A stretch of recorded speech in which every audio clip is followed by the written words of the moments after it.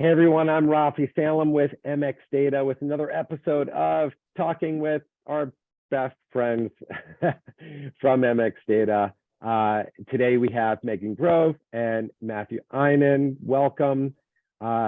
Megan, why don't you tell everyone about yourself and a little bit about MX Data. Thank you. Thank you, Rafi. So I'm Megan Grove, the customer engineer here at MX Data. And once again, we're super excited to announce a new partnership with Matt Inan and his team at eMobilePOS. This new partnership is going to give us the ability to offer a unified commerce solution for our customers. What I mean by that is the ability to order in-app ordering, or what we call digital ordering, and then also give retailers the ability for self-kiosk checkout options. So thank you, Matt, for joining us, and I'm really excited to hear what you have to say. Please, give us a little insight into eMobilePOS and how that brings the unified commerce to retailers. Thanks, Megan. Thanks for having me. Hello, everybody. eMobilePOS has been in development for some 21 years. We're a unified commerce platform offering various transactional solutions to retailers. And today, I'd like to focus on some of those product components that we bring to market with the evolving needs of the retailers. We see a lot of benefits in digital ordering, self-checkout options. So very excited to be here and very excited for our partnership with MX Data. Fantastic. So we are approaching December, last month of the year, last month of 2022, just coming out of the Thanksgiving weekend. Hopefully you all had a great time with your friends and families. And it was Black Friday as well as Cyber Monday. So, I would love to hear your perspectives on coming out of that weekend, going into the next month, and then going into 2023, and perhaps weaving that into the products and services that you're offering. Please go ahead. I am so glad that you brought that up. I was just reading an article about Black Friday sales. It looks like it topped over $9 billion this year for in-app sales. So very important note there. For the first time, in-app or digital ordering has outpaced the in-store Black Friday sales. So I think that's pretty much indicative of what we've been seeing in the past year or so.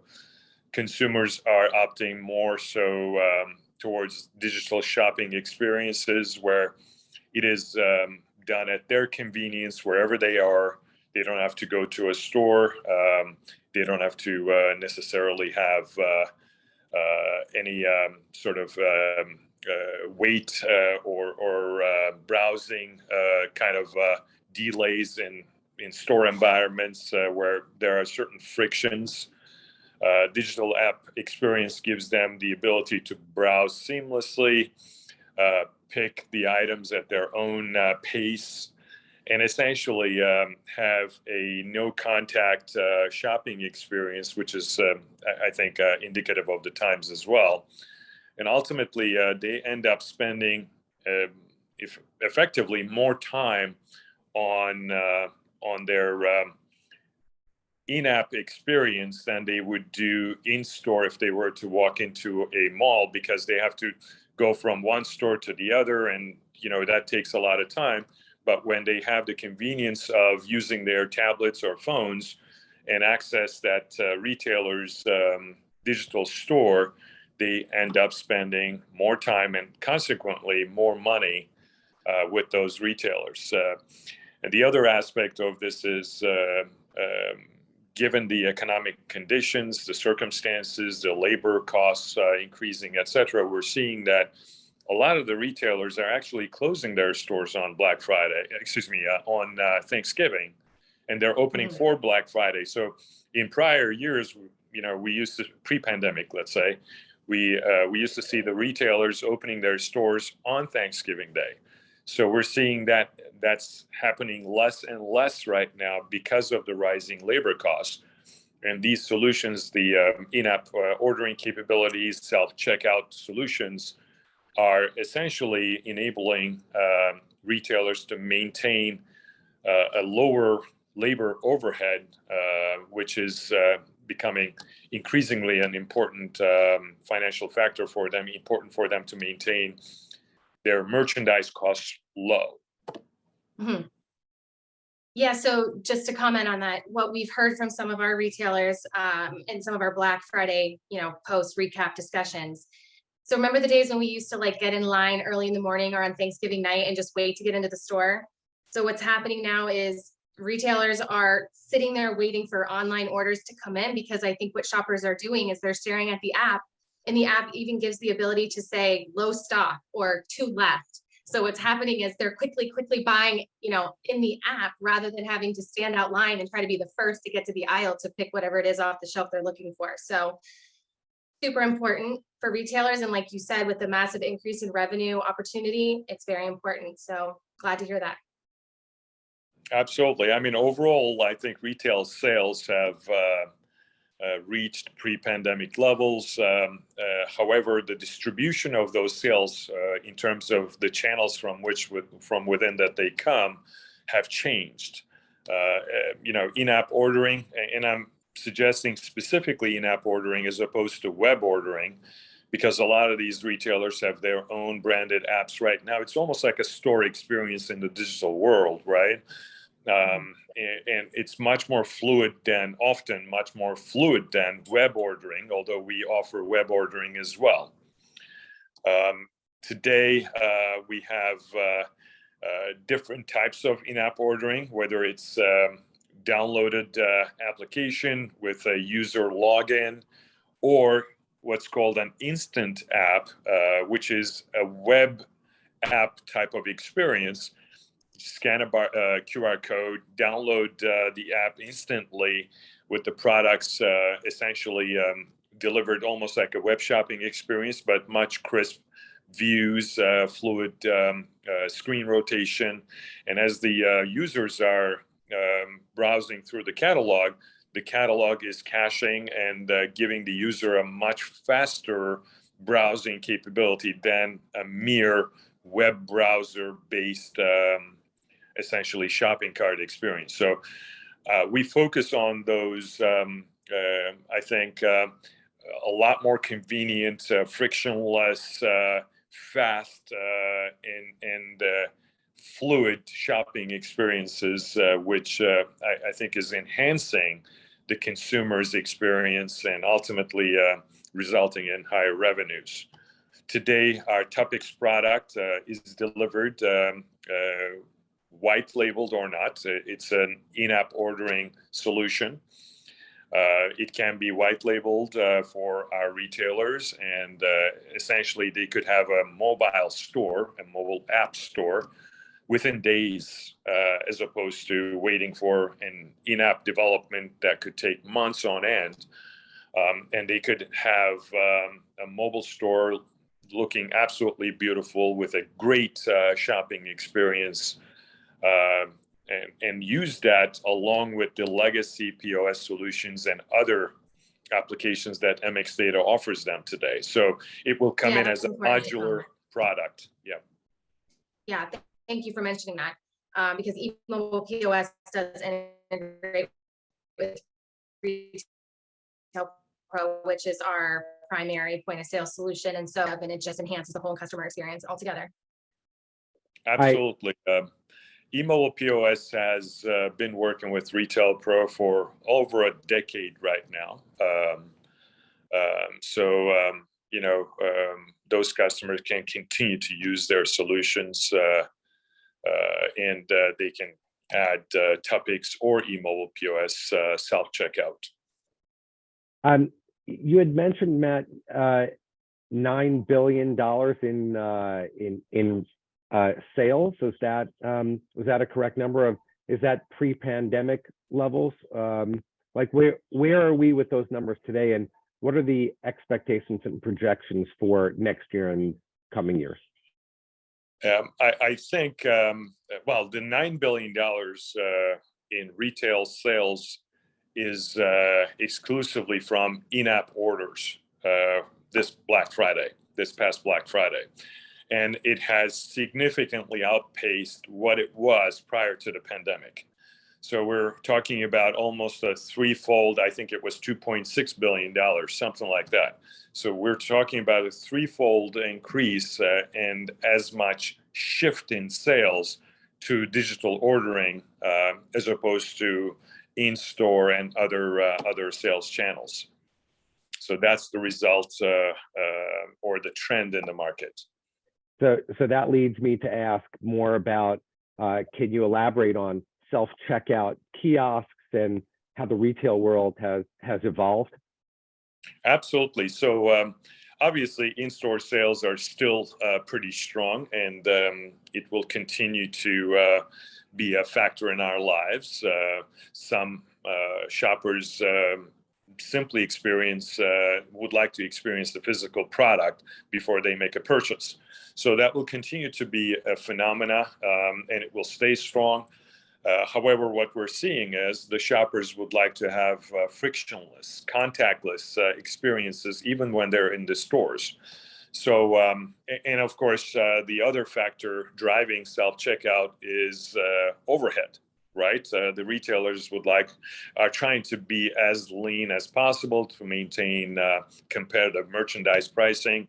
So what we're seeing more and more right now, instead of adding more cash registers, retailers are adding more self-checkout kiosks. These kiosks are essentially providing for the shopper to quickly scan an item or browse through the item and pick the item, pay for it at their own pace, without any contact, without waiting in lines, waiting for a queue or anything like that to clear out. They can go in, pick the merchandise, scan it, pay for it, and leave, essentially. So, in fact, we've had a number of customer interaction. So this is really the voice of the customer right now. They would like to install self-checkout kiosks at a 2-to-1 pace compared to their their POS registers. So if they have 5 POS registers, they would like to eventually see maybe 2 POS registers and 3 self-checkout lanes, and maybe even grow the self-checkout battery from there. Matt, can you kind of give us an example of the types of retailers that are using the self-kiosk checkout? Because I think, there's such a broad range of what we're talking about, and I just kind of want our customers to understand the best scenario for self-checkout, but also, it could be an option for anybody. It truly is an option for anybody. Perhaps those retailers who are really locked in on clienteling, they may have lesser of a use of self-checkout than those who would like to get the customers in, get them out quickly. They're after volumes. I think in that case, self-checkout is absolutely an imperative, right? So any merchant, any retailer can benefit from self-checkout. However, I think the use case and the utilization is far higher at those retail stores where the customers are relatively anonymous. There is no clienteling action going on, and they need more and quicker self-checkout options, and they install self-checkout systems. I think specialty merchandising, specialty retailers can benefit from this. We're seeing more and more gift shop, grocery store combinations benefiting from this. So there are a lot of use cases. I guess utilization may vary based on the type of client interaction that the retailer would like to see in place. So I'm actually thinking of 3 separate things in my head. Number one is my local drugstore, my local CVS. Number 2 is my local Stop and Shop supermarket in the New York tri-state area. And I'm also thinking about Target. Yeah. And what I have noticed definitely over the past few years is that more and more people think that it's faster to go self-check. I'm sorry, it used to be absolutely faster to go through the self-checkout, because if you were young, okay, my 85-year-old mother is not going to self-checkout, but my demographic and younger, they don't want to interact with people. So I'm actually curious about the human side of this. Are stores losing employees? Are they downsizing, or are they just shifting those employees from behind the register to helping with self-checkout for people that don't know necessarily what they're doing?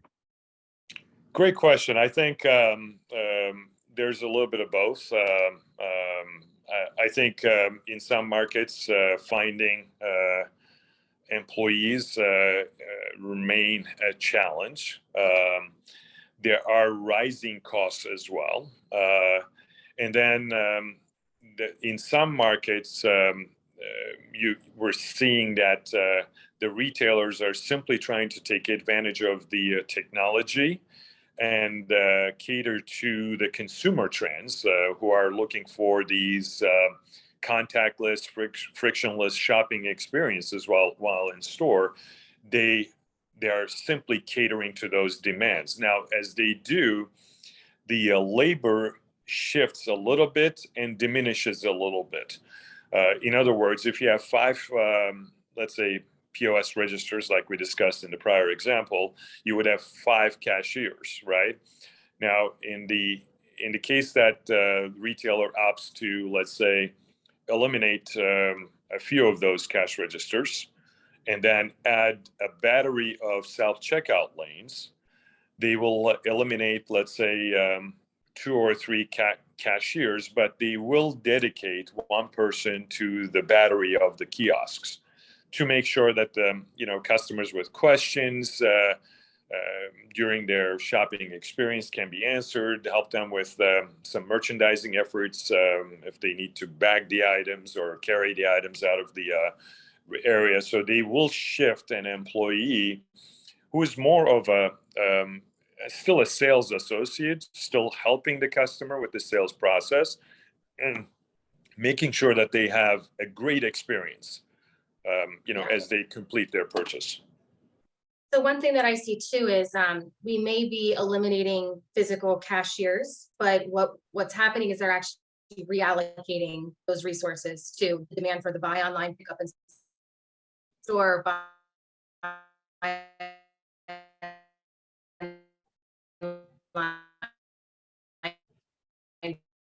pick up curbside, or just fulfilling a Target or your local grocery store. And if you do the buy on to and from in and out of a store, then I do like customers going through a normal checkout line these days. So I just think it's more of a reallocation of the resources in order to keep improving the overall experience for the customer.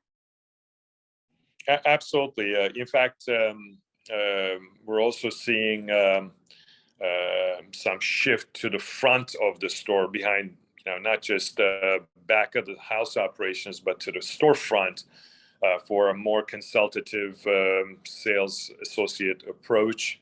We're also seeing, by way of this discussion also, we're also seeing the retailers arm those sales associates with mobile handheld devices, which is another product that we offer today.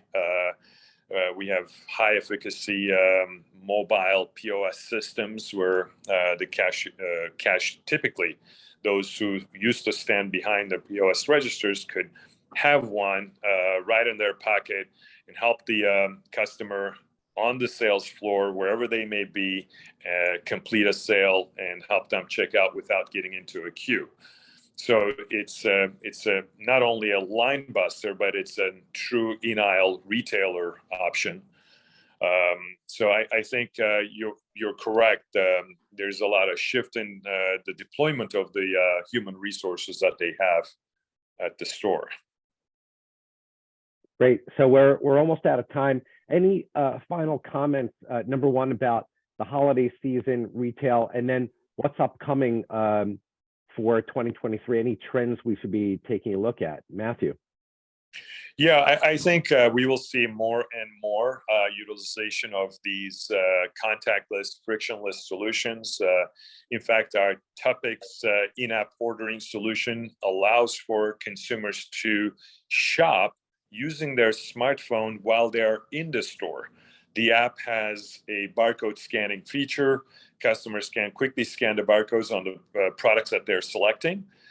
They can pay for it using their phone, show the digital receipt to the store associate, and leave the store. So I think we will see more and more of these contactless and frictionless shopping experiences moving forward.